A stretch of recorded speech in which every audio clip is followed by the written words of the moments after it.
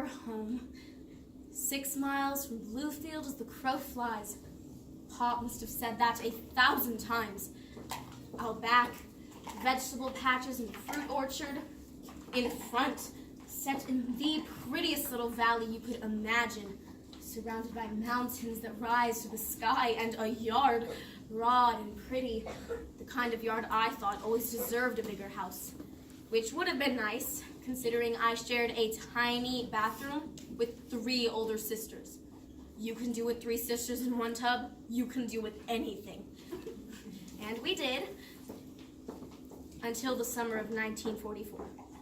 That awful feeling we had before summer began, simple pleasures, shared by a family that loved one another, were an illusion.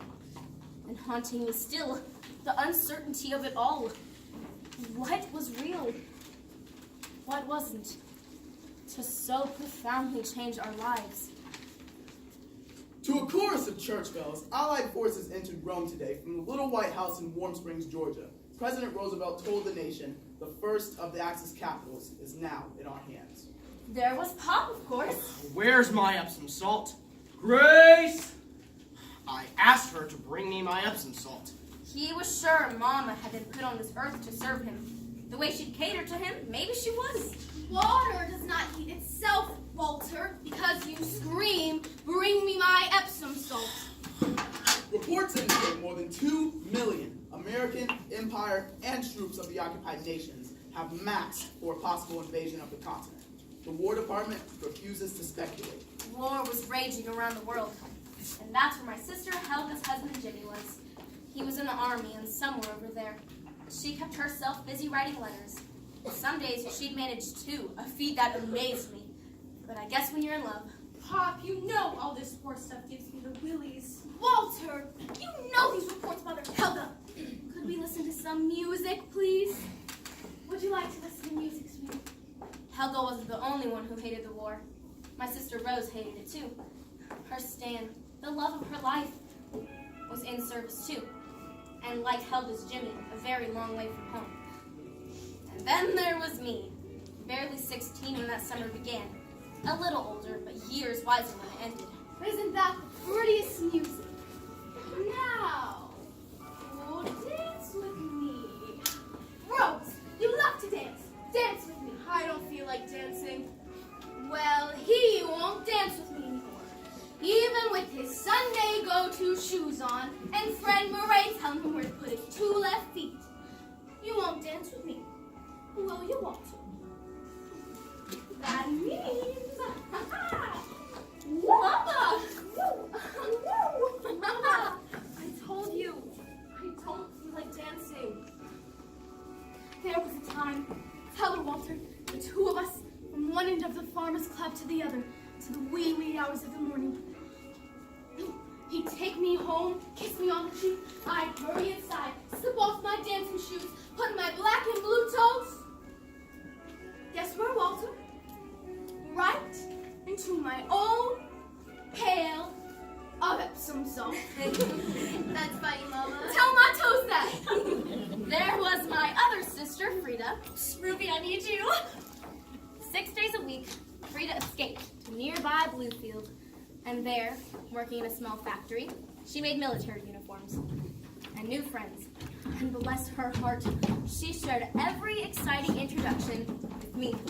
What? Guess who I met today? Tell me. Gotta guess, Ruby. Let's see. Maybe you Guess. met Franklin Delano Roosevelt. God, why do I bother with you? A boy. You met a boy. Actually, I met a man. Tell me. Oh, he's tall and he's got gorgeous dark hair. And he sounds like Clark Gable in person. Clark Gable. And Sydney? Sid. That's what he asked me to call him. When he smiled at me the first time, my heart went pound, pound, pound. Mr. Lazansky, that's his daddy. He owns the factory. The whole thing. And guess what? What? I'm gonna marry him. You're gonna marry Mr. Lazansky? God, you're stupid. I'm marrying Sid. You're so full of it, Frida. Well, I am. I just haven't told him yet. Supper, girls! Promise you won't say a word? Promise you'll tell me everything? We'll see, won't we? Everything! All right. After supper, Pop insisted we assemble in the parlor where we would listen to the radio. At least I would listen, because I was determined to be the next Edward R. Murrow, and I needed all the help I could get. You're going to the farmer's market tomorrow, Walter. Maybe Ruby, you would go with him in the morning.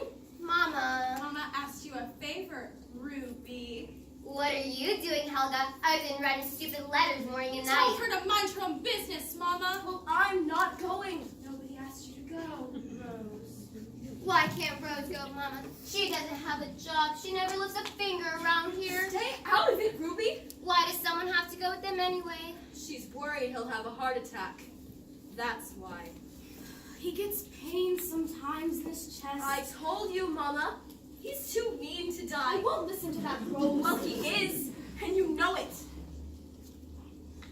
The war's making him this way. He's afraid we'll win. Oh, Rose. The way he'd argue with Stan. Remember, Mama? Mr. Jennings heard him. Called him a Nazi. Oh, I can see him now. Bubbling over about Adolf Hitler. Of all the crazy, stupid names. All the farmers like Hitler. All the German farmers. Pop wasn't raised in Germany. He was raised in this house. And confirmed in German. His parents spoke German. He thinks he's German through and through. Tell him it's the wrong time to be German anything. That's what Stan did. I've heard this story too many times, We've Rose. all heard this story too many times. Nobody was